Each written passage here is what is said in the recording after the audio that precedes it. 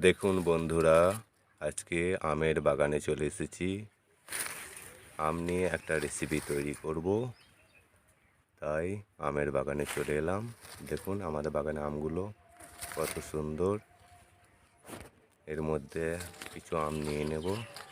আম আছে, সঙ্গে লেবু আছে, লেবু গাছে, আম গাছে পাশাপাশি। দেখুন বন্ধুরা কত সুন্দর আমগুলো।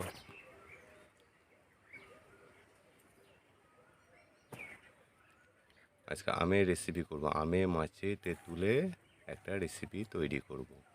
ওর জন্য আমের বাগানে চলে এলাম। দেখুন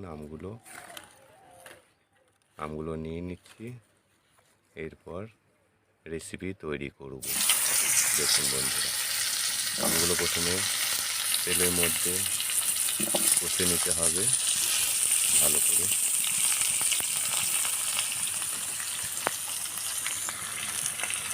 তারপর হলুদ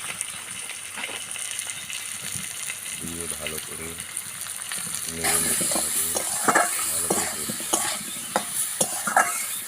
একটু লবণ দিয়ে দেবেন। দেখুন এদিকে মাছ আমার ভাজা হয়ে গেছে। এই মাছগুলো তেঁতুল করবো আজকে। আমি তেঁতুলে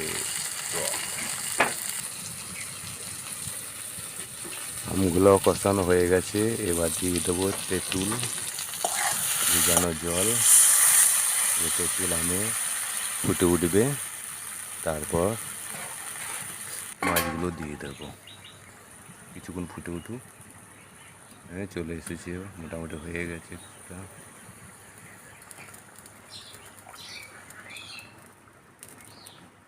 এবার মাছগুলো এর মধ্যে দিয়ে দেব। কিছুক্ষণ সেদ্ধ হয়ে যাবে, তাহলে আমে মাছে রেসিপি তৈরি হয়ে যাবে। গরমের দিনে আমের টক, আম তেঁতুল মাছের টক ভাতের সঙ্গে খুব ভালো লাগবে।